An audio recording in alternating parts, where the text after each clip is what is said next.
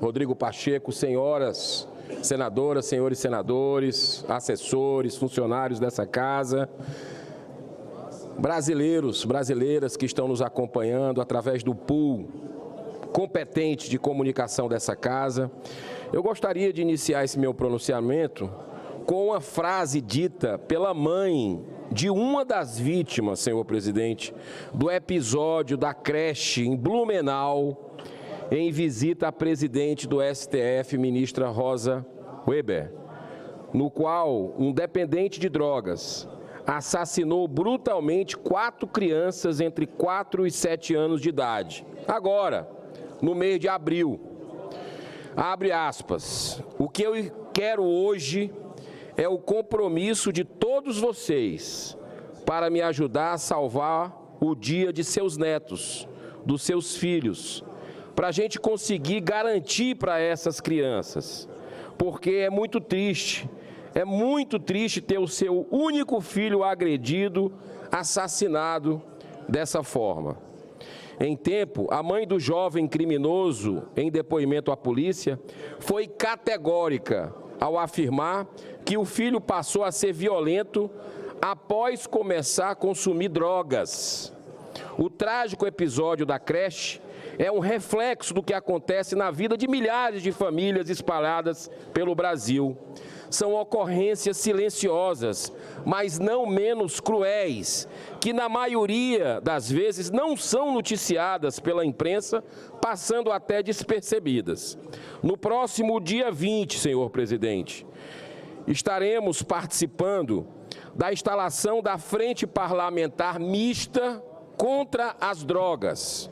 Essa iniciativa acontece no momento crítico em que, mais uma vez, a nossa Suprema Corte avança no sentido contrário do desejo da sociedade brasileira, que é de deliberar e votar algo tão sensível à nossa população, ao nosso povo.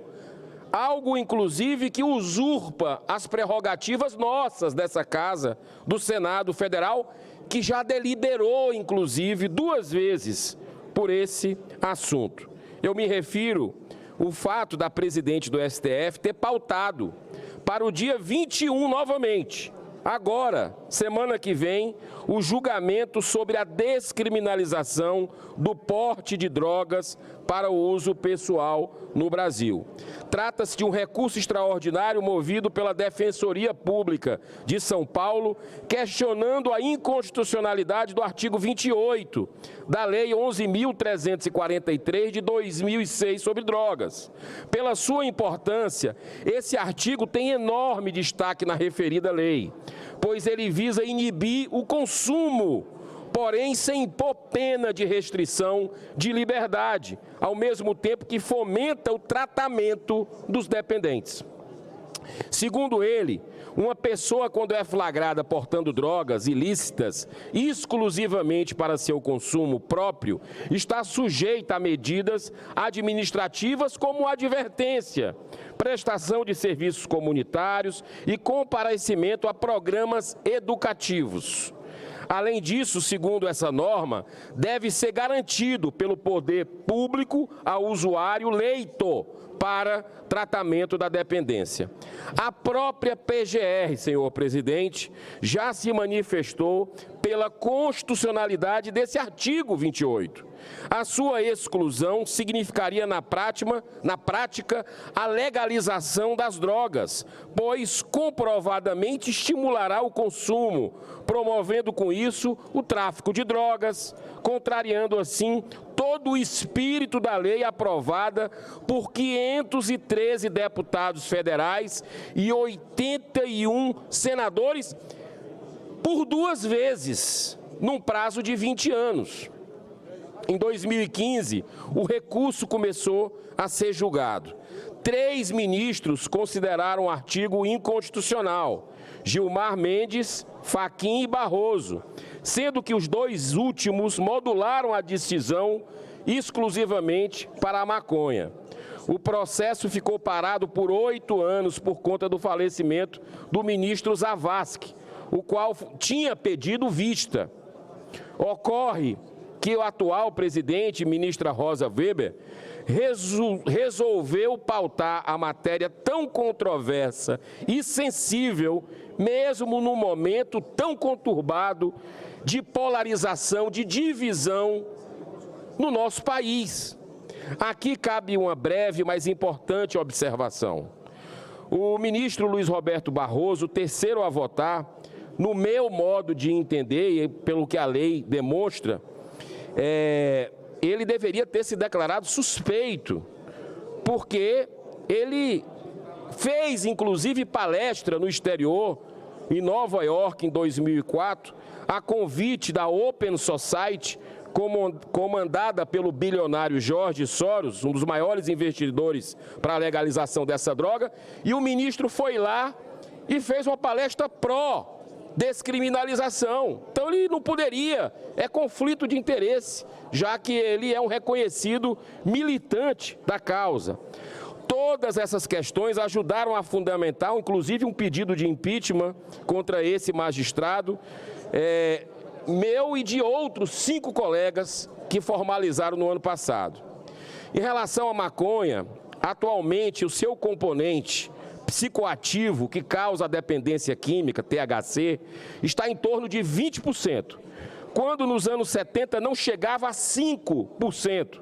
Portanto, essa mesma maconha que o STF caminha no sentido da liberação, tem sido potencializada artificialmente nos seus efeitos mais perversos.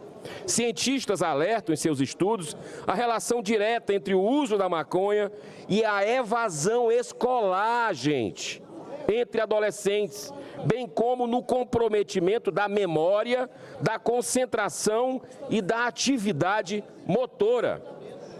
Pesquisas são claras, no sentido de afirmar que a maconha pode causar graves problemas mentais, como a esquizofrenia, onde ela potencializa a esquizofrenia, e a psicose, que é um fator de alto risco para a violência. Destaco agora estudo canadense de meta-análise, publicada na JAMA Psychiatry, uma das revistas de psiquiatria mais respeitadas do mundo, que analisou o impacto de longo prazo do uso da maconha em 23 mil adolescentes. Os resultados mostraram que os usuários da droga, em comparação com os adolescentes que não são usuários, tiveram um risco de 37% maior de desenvolver depressão na idade adulta, 50% mais chances de pensamentos suicidas, além de um risco triplicado de tentativa do suicídio na vida adulta. Dados coletados pelo pesquisador Jeffrey Zimster, especialista em políticas públicas sobre drogas em universidades, por exemplo, como a Flórida, mostram que a legalização da maconha para fins medicinais e recreativos em Washington e no estado do Colorado fez com que seu uso fosse maior e aumentasse mais rapidamente do que a média nacional americana, principalmente entre a população de 12 a 17 anos. Em Washington, duplicou o número de acidentes fatais relacionados à maconha com essa legalização. O aumento da violência associado à maconha pode ser também confirmado, por exemplo, no Uruguai, que aprovou em 2013, caros colegas, a legalização dessa droga.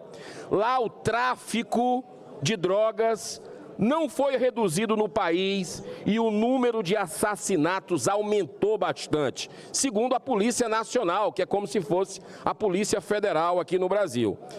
Da mesma forma, senhor presidente, em países como os Estados Unidos, Suécia e Holanda, a flexibilização tem causado efeitos adversos relacionados à maconha, tais como o aumento do narcotráfico, da violência, do encarceramento, de acidentes de trânsito, de transtornos mentais, de hospitalizações psiquiátricas e de intoxicações não intencionadas em crianças pelo uso inadvertido da droga.